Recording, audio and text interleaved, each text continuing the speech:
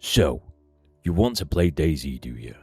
Well, before you load into Chernarus for the first time, there are a few things you're going to need to know. I've spent thousands of hours in this game. I've built bases, I've raided bases, I've crossed Chernarus more times than I could possibly count. I've had characters survive for days, I've had characters die 5 minutes after spawning because I did something incredibly stupid. And after all those hours, there's one thing I can promise you. DayZ does not care about you.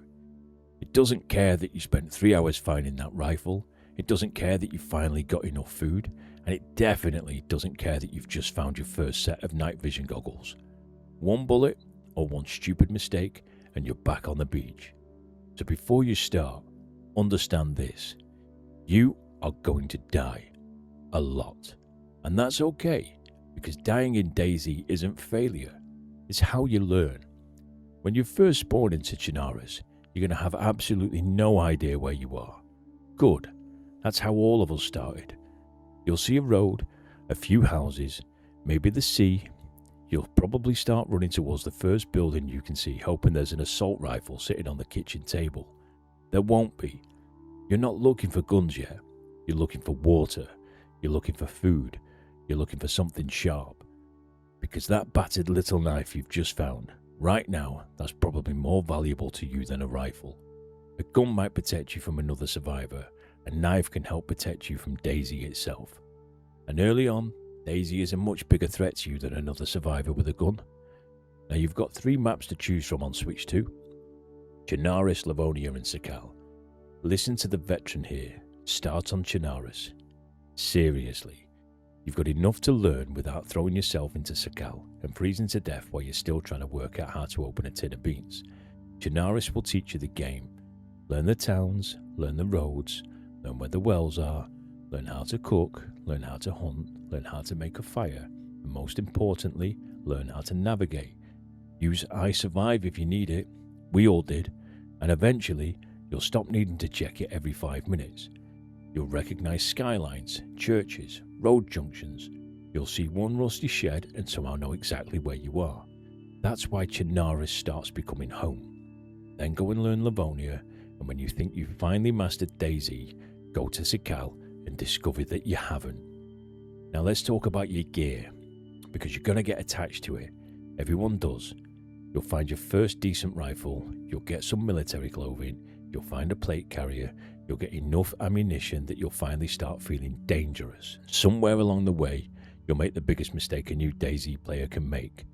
You'll start thinking that gear belongs to you. It doesn't. You're just borrowing it. Eventually, somebody else is going to have it. Maybe you'll lose it in a gunfight, maybe somebody will shoot you from 300 meters away, maybe you'll step on a landmine, or maybe you fall off a ladder. Gear comes and goes, knowledge doesn't. That's why the player with a shotgun and 2,000 hours can be considerably more dangerous than a bloke carrying an M4 who's been playing for 20 minutes. You can lose everything on your character, but you can't lose what you've learned. And while we're talking about other players, use your microphone. There's an old saying around here, no mic, no life. Now does that mean everyone who talks to you is friendly? Absolutely not. Somebody might spend 20 minutes earning your trust just so that they can shoot you and steal your shoes.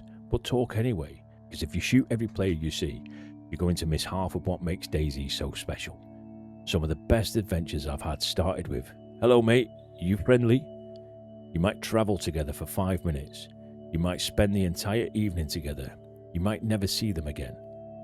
Or they might betray you the second you turn your back. And after thousands of hours, those are the moments I remember the most. Not the guns I found, the people I met while carrying them. You're also going to get sick. You're going to get cold. You're going to cut yourself. You're going to get chased by infected. You're going to eat something you shouldn't. You're going to forget to wash the blood off your hands. You're going to hear a gunshot and jump out of your skin. And at some point, you're going to spend 20 minutes crawling around desperately trying to save a character who is very obviously doomed. We've all done it. Don't immediately Google the solution to every problem. Learn, experiment, make mistakes. DayZ is at its best when you're not entirely sure what's going to happen. And here's probably the most important piece of advice I can give you. Don't rush in. Don't immediately start watching videos showing you the fastest route to military loot. Don't worry about building the biggest base.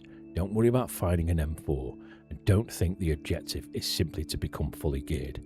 Because once you've played DayZ for long enough, you'll realise something. The gear isn't the game, the journey is. It's spawning with nothing, it's finding your first meal, it's meeting somebody you don't trust, it's deciding whether to head north or west, it's hearing shots in the next town and deciding whether you're brave enough or stupid enough to push. And it's knowing that everything you're doing during that life can disappear in a fraction of a second. That's what gives DayZ its tension. So, you still want to play DayZ? Good. Load into Chernarus, find yourself some water, pick a direction, talk to people, get lost, make mistakes. Don't worry when you eventually see those 3 words. You are dead, because now you know something you didn't know before, and your next adventure will be better because of it. That's DayZ. You don't play one character forever, you play it one life at a time.